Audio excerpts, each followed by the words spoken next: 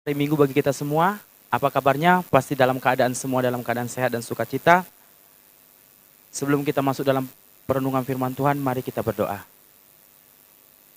Tuhan, kami adalah orang yang paling bahagia di muka bumi ini Tuhan. Karena kami mempunyai Engkau Tuhan yang memberikan harapan ketika kami menjalani hari-hari ini Tuhan. Engkau Allah yang selalu bersama dalam hidup kami Tuhan. Engkau Allah yang menuntun hidup kami dan membawa kami untuk menjadi lebih baik lagi. Dan kami bersyukur Tuhan dan bangga punya Engkau Tuhan di dalam hidup kami. Dan kami juga bersyukur Tuhan, Engkau masih mempercayakan kami Tuhan untuk menikmati segala kebaikan Tuhan, menikmati anugerah yang Tuhan limpahkan bagi kami.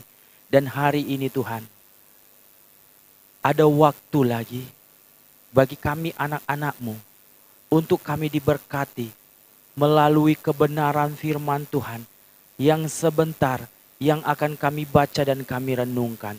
Tuhan, pikiran kami terbatas untuk kami mengartikannya, tetapi kami mempunyai Tuhan yang tidak pernah terbatas. Biar Roh Kudus Engkau utus menguasai hati dan pikiran kami, sehingga kami boleh mengerti akan kebenaran firman Tuhan yang sebentar yang akan kami baca dan kami renungkan. Hati kami siap untuk dibentuk Tuhan. Hamba-Mu yang menyampaikan, Tuhan berkati, Tuhan perlengkapi, biar urapan Tuhan, kuasa Tuhan tercurah atas hamba, sehingga hamba melayani bukan berdasarkan apa yang hamba tahu, tetapi biar hamba melayani karena Engkau Allah sendiri yang menuntun dan mengajari hamba. Kami persiapkan hati kami untuk dilawat oleh kebenaran firman-Mu. Di dalam nama Tuhan Yesus Kristus kami berdoa. Amin. Dan kita akan membuka Alkitab kita di dalam Mazmur 119 ayat 159 sampai dengan 169. Tetapi kita akan membacanya dengan menggunakan audio elektronik, Alkitab elektronik. Demikianlah firman Tuhan. Mazmur 119 ayat 159 sampai dengan 169. Lihatlah betapa aku mencintai titah-titah-Mu. Ya Tuhan, hidupkanlah aku sesuai dengan kasih setia-Mu. Dasar firman-Mu adalah kebenaran, dan segala hukum-hukum-Mu yang adil adalah untuk selama-lamanya. Pembesar-pembesar mengejar aku tanpa alasan, tetapi hanya terhadap firman-Mu hatiku gemetar. Aku gembira atas janji-Mu seperti orang yang mendapat banyak carahan. Aku benci dan merasa jijik terhadap dusta, tetapi Taurat-Mu ku cintai. 7 kali dalam sehari aku memuji-muji Engkau karena hukum-hukum-Mu yang adil. Besarlah ketentraman pada orang-orang yang mencintai Taurat-Mu. Tidak ada batu sandungan bagi mereka. Aku menantikan keselamatan daripada-Mu ya Tuhan, dan aku melakukan perintah-perintah-Mu. Aku berpegang pada peringatan-peringatan-Mu, dan aku amat mencintainya. Aku berpegang pada titah-titah-Mu dan peringatan-peringatan-Mu, sebab seluruh hidupku terbuka di hadapan-Mu. biarlah teriakku sampai ke hadapan-Mu ya Tuhan. Berilah aku pengertian sesuai dengan firman-Mu.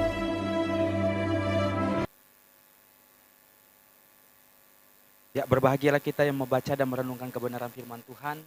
Dan yang paling bahagia ialah orang yang melakukan kebenaran firman Tuhan itu di dalam kehidupannya. Tema renungan kita bicara tentang mencintai firman Tuhan. Dalam kehidupan kita, pasti pernah namanya kita jatuh cinta. Betul nggak? Pernah kan? Ya pasti semua pernah lah. Yang belum jatuh cinta, nantilah akan merasakannya. Orang yang jatuh cinta itu, kadang-kadang waktu malam hari susah untuk tidur. Karena selalu tidur membayangkan dia, memikirkan dia. Waktu berjauhan, baru 1 hari, misalnya teman-teman yang ada di Medan, pacarnya di Aceh, atau di Jawa, baru 1 hari saja nggak ketemu, gelisahnya minta ampun, khawatir selalu. Hati ini selalu rindu bertemu dengan dia dan ingin selalu menatap wajahnya yang cantik dan senyumannya yang manis. Bahkan kalau hari-hariku ingin selalu bersama dengan sang kekasih pujaanku. Orang yang jatuh cinta bisa mengorbankan segala sesuatunya hanya untuk yang dia cintai. Betul tidak? Jatuh cinta berjuta rasa. Betapa indahnya, betapa menariknya jatuh cinta. Yang belum jatuh cinta, nanti engkau akan rasakan sendiri kalau udah jatuh cinta ya. Hal yang sama kalau kita baca di dalam Mazmur 119 ini, bagaimana seorang raja yang sangat terkenal, raja yang hebat dan luar biasa, yang gagah perkasa, yaitu Raja Daud. Ia sedang jatuh cinta, tapi ekspresi jatuh cintanya ini bukan kepada manusia atau kepada seseorang, melainkan dia ungkapkan rasa jatuh cintanya pada firman Tuhan.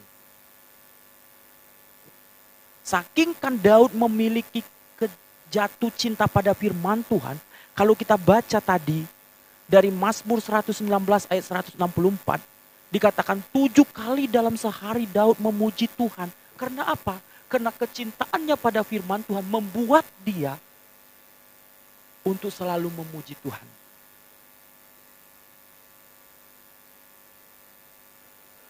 Firman Tuhan itu, kalau dalam bahasa aslinya di sini menggunakan kata dafar. Kalau dalam bahasa Yunaninya logos, yaitu perkataan Tuhan, sabda daripada Tuhan sendiri. Daud orang yang sibuk, di mana dia seorang pemimpin. Ia harus memikirkan keluarganya, ia harus memikirkan rakyatnya, ia harus memikirkan keadaan istananya. Betapa sibuknya dia sebagai seorang raja. Tapi karena kecintaannya pada firman Tuhan, ia bisa menyisihkan waktunya untuk Tuhan. Untuk membaca firman Tuhan, untuk merenungkan firman Tuhan. Bagaimana dengan kehidupan kita? Adakah kita seperti Daud mencintai firman Tuhan? Adakah hidup kita selalu memberi diri kita untuk selalu membaca, merenungkan firman Tuhan di dalam kehidupan kita? Jangan-jangan teman-teman Bapak Ibu hanya membaca Alkitab waktu Natal saja. Atau waktu di gereja saja, di rumah. Bagaimana? Bapak Ibu sendirilah yang tahu. Memang bagus baca Alkitab di gereja, tapi Tuhan rindu kita membacanya dengan sendirinya. Karena kecintaannya pada firman Tuhan, Daud, Tuhan buat menjadi orang yang hebat. Hari-hari ini, dari mana kita membaca firman Tuhan? Alkitab. Alkitab yang ada di teman-teman, di tangan teman-teman saat ini, itu adalah firman Tuhan. Itu bukan buku fiksi belaka, bukan karya manusia. Itu bukan dongeng. Para penulis Alkitab ini, mereka menulis didorong oleh pekerjaan daripada Roh Kudus. Roh Kuduslah yang membuat mereka untuk menulis segala sesuatunya. Segala tulisan yang ditulis oleh mereka diilhamkan oleh Allah, di mana Allah sendiri yang menuntun mereka untuk menulis tersebut. Bukan karena berdasarkan pikirannya, bukan berdasarkan kehendaknya, bukan berdasarkan mereka tulis apa yang dia mau, tapi di mana Allah sendiri yang merekomendasi apa yang harus mereka catat, mereka harus catat. Alkitab adalah perkataan Allah sendiri, bukan perkataan saya, bukan perkataan hamba Tuhan yang terkenal, tapi Tuhan sendiri. Hal inilah yang membuat Daud merasa memiliki jatuh cinta pada firman Tuhan, karena Allah sendiri berbicara melalui firman Tuhan yang ditulis. Kita tidak memungkiri sampai saat ini pun Allah bisa berbicara. Bisa secara langsung dia berfirman. Tapi ingat juga, Tuhan juga berbicara bagi kita melalui Alkitab yang kita baca. Kita harus senantiasa mencintai firman Tuhan. Banyak orang berkata, aku mencintai Engkau Tuhan, aku rela mati untuk Engkau Tuhan. Tapi kalau Bapak Ibu dan teman-teman dan semua yang hadir di tempat ini, kalau tidak baca Alkitab, berarti kita omong kosong cinta Tuhan. Bagaimana engkau bisa mengenal Tuhan dengan benar dan baik kalau kita tidak membaca firman Tuhan? Melalui Alkitablah, melalui firman Tuhanlah kita mengerti dan mengenal siapa Allah yang kita sembah. Melalui Alkitab inilah kita mengerti rencana Tuhan bagi kita.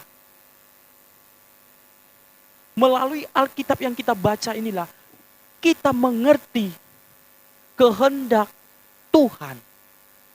Kita mengerti siapakah diri kita. Kalau kita baca di dalam Yohanes pasal yang ke-8. Salah satu syarat kita untuk menjadi murid Yesus ialah harus tinggal di dalam firman Tuhan.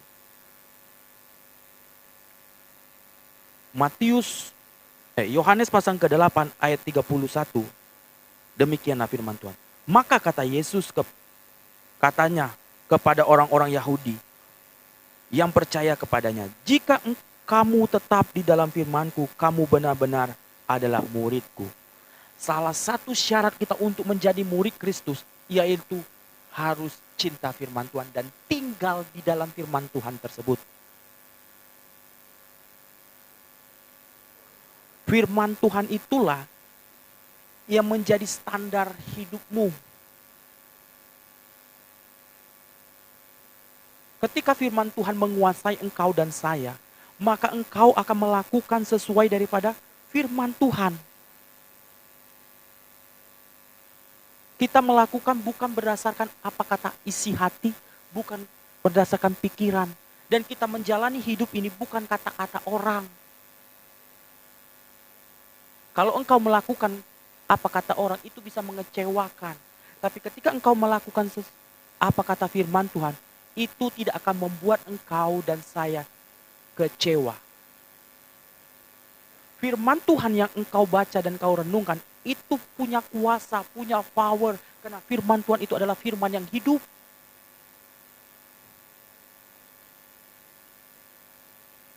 Standar kita dalam hidup ini firman Tuhan.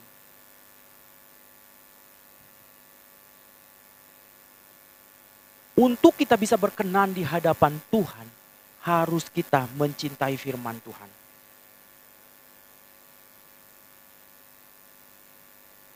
Kalau kita tidak mencintai firman Tuhan, itu membuat hidup kita menjadi kacau. Jadi, anak-anak muda yang belum punya pacar, carilah pasangan hidup yang membawa engkau cinta pada firman Tuhan.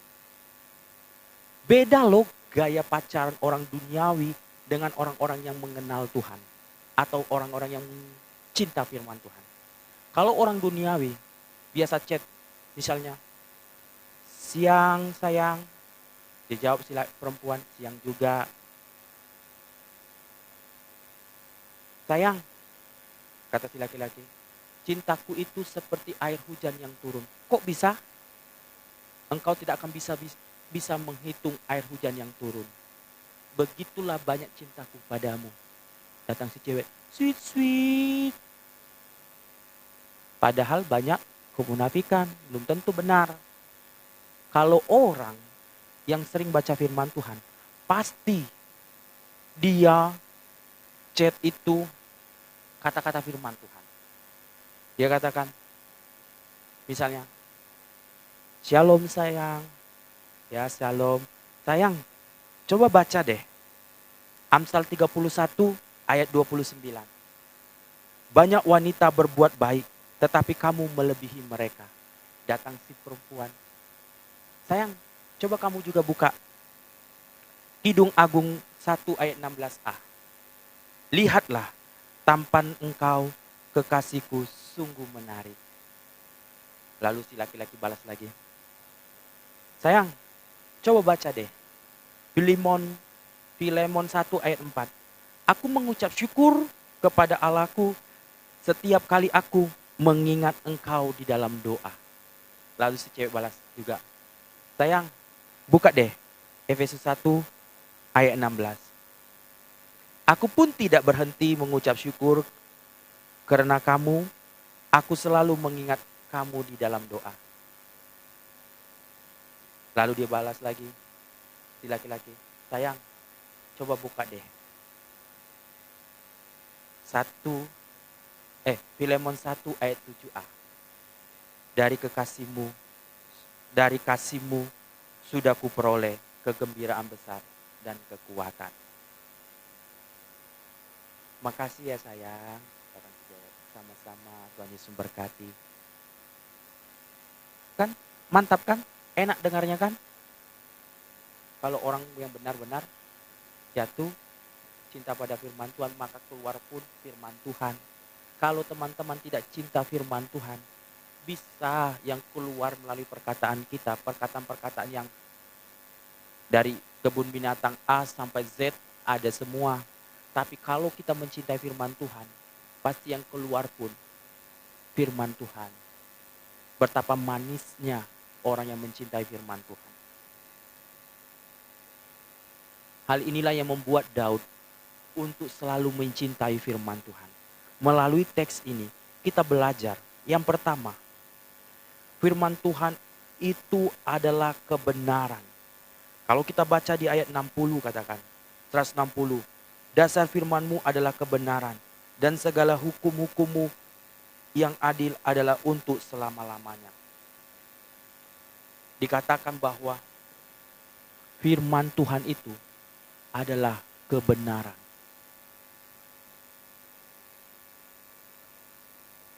Mata pelajaran teman-teman di sekolah atau di kampus, ketika berganti dengan dosen, materinya, mata pelajaran bisa berubah nggak? Bisa.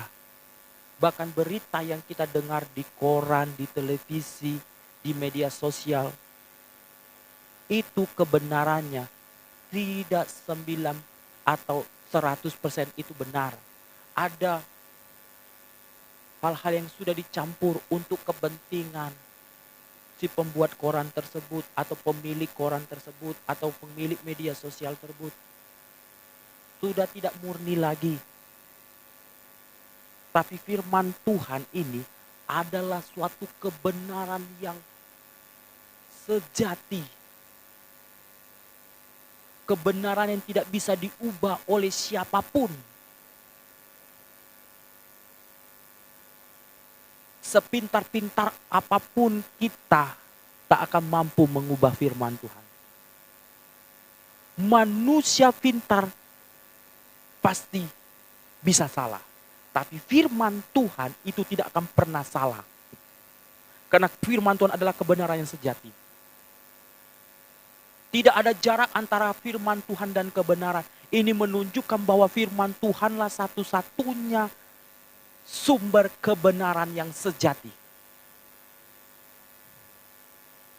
Firman Tuhan tidak pernah berubah. Kalau teman-teman bisa baca di dalam Matius pasal 24 ayat 35.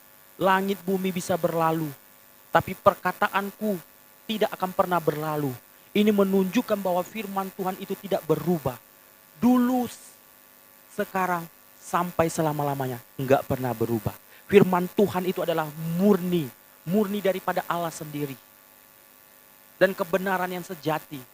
Di mana kebenaran itu yang menjadi penuntun hidupmu. Firman Tuhan itu pelita bagi kakimu. Ketika engkau berada di dalam kegelapan, maka firman Tuhan itu akan menerangi engkau. Dan engkau akan melakukan firman Tuhan. Dan engkau tidak akan masuk di dalam jurang maut.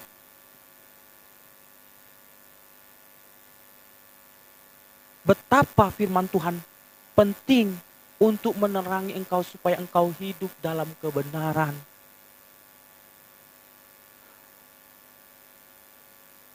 Tahu, iblis itu banyak tipu-tipu.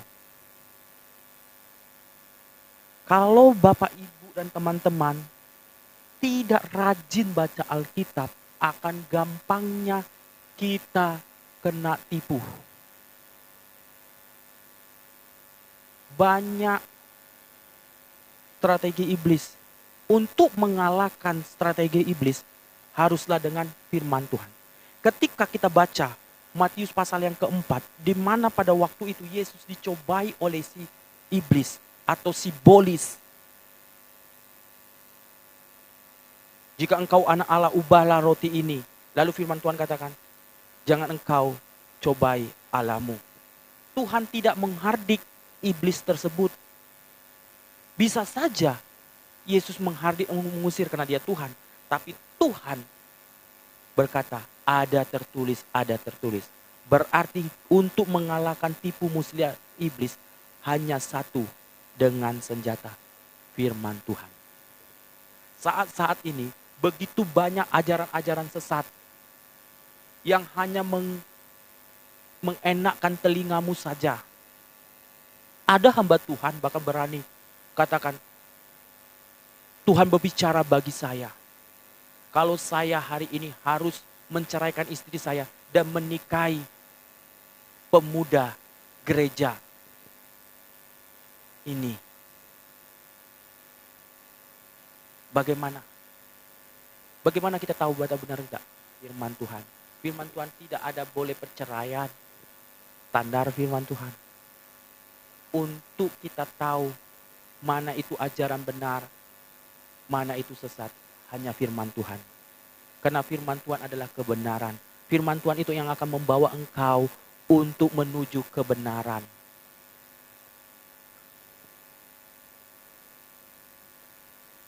Yang kedua, firman Tuhan itu yang menyegarkan hidupmu. Kalau kita baca di ayat 162. Aku gembira atas janjimu, seperti orang mendapatkan banyak jarahan. Ayat 165 dikatakan, besarlah ketentraman pada orang-orang yang mencintai Tauratmu.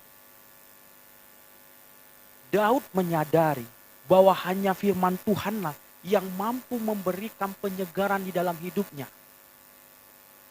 Bukan berarti Daud waktu dia menjadi raja, dia tidak punya masalah. Ada masalah di mana anaknya saja menggoncangkan dia dari tempat duduk kemewahannya, ingin mengambil alih pemerintahan Daud, ingin membunuh dia. Tapi ketika dia cinta firman Tuhan, maka dia tetap kuat, dia tetap segar menghadapi masalahnya. Kalau teman-teman saja makan secara tiap hari, itu 3 kali dalam sehari kita makan.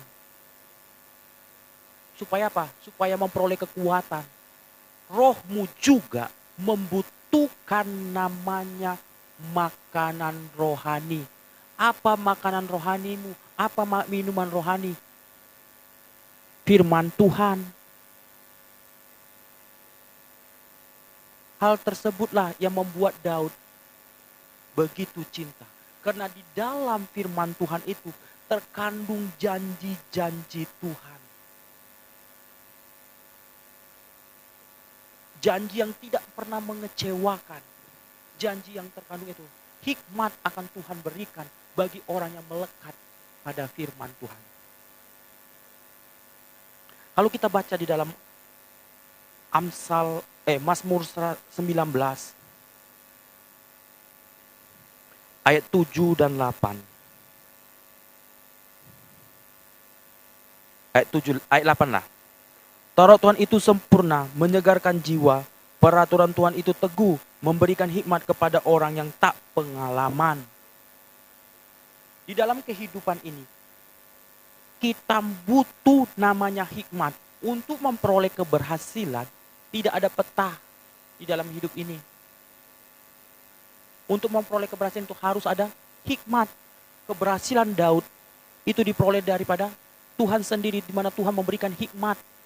Sehingga ketika dia memimpin, rakyatnya menjadi makmur, sejahtera, tenang.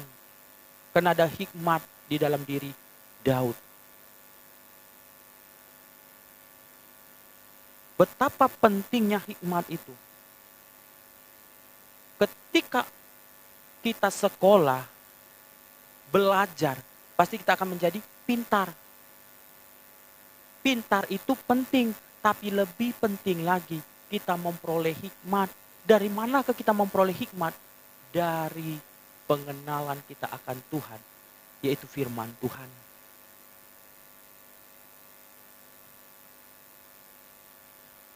Orang berhikmat itu lebih pintar daripada pengajar, dari gurunya. Orang yang berhikmat itu lebih pintar daripada orang tua. Lebih pintar daripada musuh-musuh yang lain. Saya bukan omong kosong bicara ini. Kita bukalah Mazmur 119 ayat 97 sampai 100. Betapa ku cintai Tauratmu, aku merenungkan sepanjang hari. Perintahmu membuat aku lebih bijaksana daripada musuh-musuhku, sebab selama-lamanya itu ada padaku. Aku lebih berakal budi daripada semua pengajarku, sebab peringatan-peringatanmu kurenungkan. Aku lebih mengerti daripada orang-orang tua, sebab aku memegang titahmu. Jadi orang yang punya hikmat melebihi segala-galanya. Hikmat itu akan Tuhan curahkan, Tuhan ilhamkan ketika kita mencintai firman-Nya.